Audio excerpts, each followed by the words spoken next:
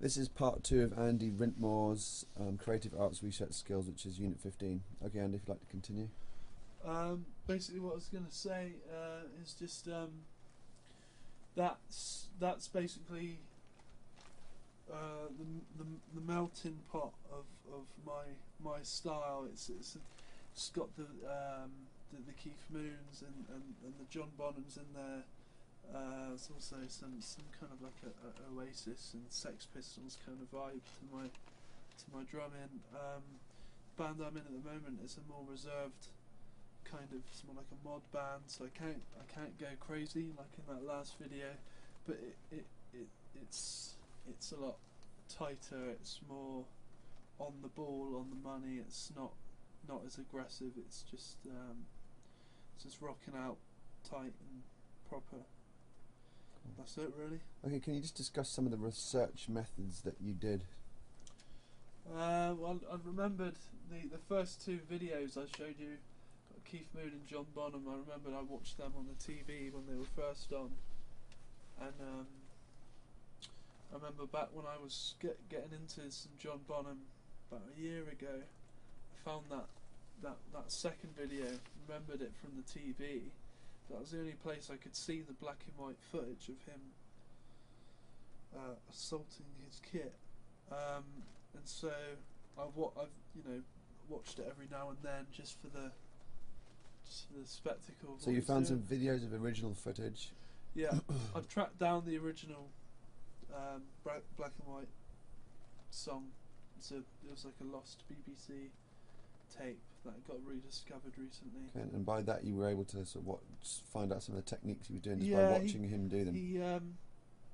Another thing that I don't do is I don't use double pedal or double kick. One, because I never had enough money to get one, and the styles of music I was going in, there was alternatives. So when I was playing with hardcore bands, you had bands like No Effects that would do that really quick, like punk beat. But they'd do it with one pedal and it would sound almost like two. So I'd work on that, and I got that kind of sounding pretty much on it. Then I was the more drummers I met and talked to, older drummers, the more they banged on about John Bonham's incredible foot and how he could do stuff with one foot that a lot of people couldn't do with two. And that got me thinking that I just don't need it. Just don't need a double pedal, and it's overused anyway. A lot of the stuff that's out these days, it just gets overused and it butchers the song, in my opinion. And I just think there's a place for double kick, but I prefer single kick, even if you're being a bit fancy with it. What books did you research? I read This Is a Call, The Life and Times of Dave Grohl. I haven't really What did you find out from that book? Basically his just that he grew up listening to Beatles tunes, drumming on his pillows on his bed for about 10 years before he ever got onto a drum kit. And then he found Led Zeppelin. He used to listen so hard to Led Zeppelin. He used to say he could hear the kick drum pedal squeaking, which you can in some songs. Just general stuff like that. Just the melting pot of all of his influences, which have mainly been these big hard hitting drummers. Yep.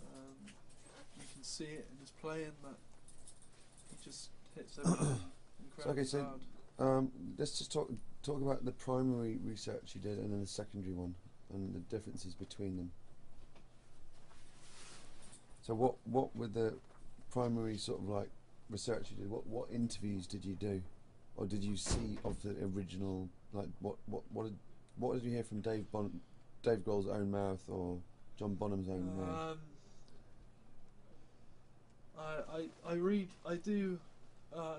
As Dave's my favourite drummer, I do every now and then go through old interviews and stuff and just look and see anything I can find where he talks about his drumming, or him talking about John Bonham, or not even necessarily Foo Fighters or Nirvana stuff. Just anything I can find where he talks about drumming and playing drums and how he likes to play drums. Did you find it useful to hear the drummers themselves talking about what they did? The drummers like Chad Smith and people like Alice Cooper just talking. Who knew, like Alice Cooper knew Keith Moon. Okay, well, then let's move on to secondary research then, where you've got people talking about your drummers. So if you've got what did you find out from that sort of research where you've got people talking about the drummers? You've got Chad Smith. Just the general industry and scenes consensus on what people generally think about people. Like you saw Tommy Lee there talking about how he's still the top. John Bonham is still the top of many people's list, and that he's simply now still pretty much the best. What insights into John Bonham's technique did you get from listening to what other people said about John Bonham? Just again what Tommy Lee was saying about he could lay down the simplest beat and he'd lace it with groove, and it would swing, it would flow. He'd make a 4/4 beat sexy. Did you think that there was sometimes secondary research that you might think you'd take it with a pinch of salt because you couldn't tell if it was accurate, or a biography where something's written about someone? Did you ever find you couldn't quite believe some things, or that you found things more authentic? Some things I read in the Dave Grohl book, it seems to be that everyone who was interviewed about the Nevermind album, they always said, "Oh yeah, and I heard it.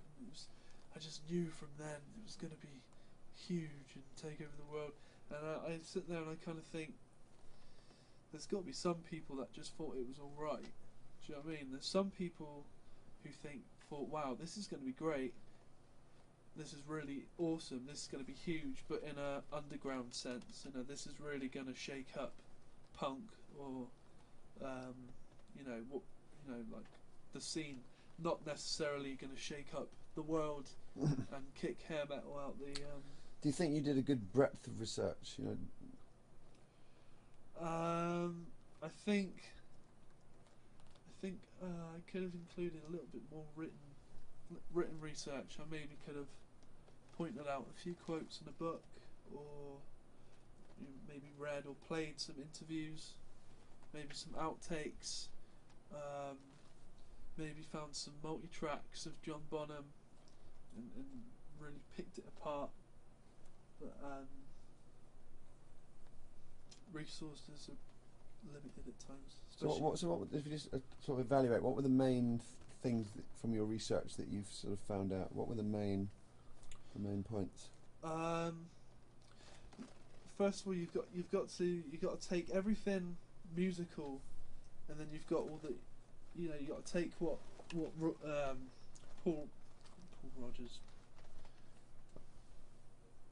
whatever the guy from Queen is, Roger something, Roger Taylor, where he said he was just better than everyone else. So it's quite a statement, but he was a drummer at the time in one of the biggest bands there's ever been. So for him to say he was quite simply better than everyone else, you tend to believe it.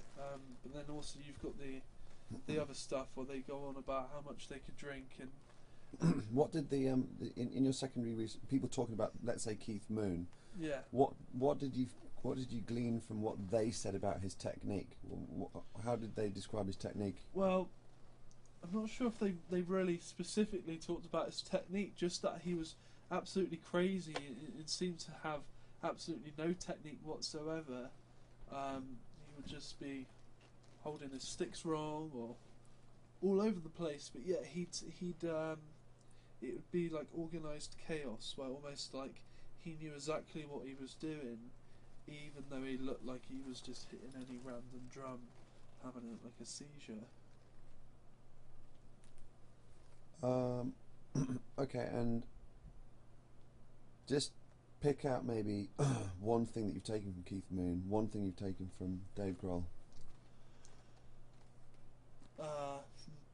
Keith Moon, taken that a lot of drummers are alike. A lot of drummers have that kind of nervous energy, or kind of ADHD, or just a little bit crazy. Also taken influence from what I think are some really cool drum fills. Just the style and the sounds of the old kits is nothing really. Nothing. It's a lot better than today's kind of quantized, overproduced kits where it just doesn't match up. From John Bonham, I think his main influence has taught me that you can be a powerhouse drummer and break your sticks, but it's also really important to have good groove and good feel. Otherwise, at the end of the day, you're just hitting a drum kit really, really hard, and that's just a bit rubbish, really. So from then on, I take from Dave, mainly his pure simplicity, his straight to the point beats with the power, and I try and bring that kind of John Bonham, AC/DC kind of groove to my playing, so that it's not just abrasive rubbish. That's it, really. Excellent, thanks, Andy.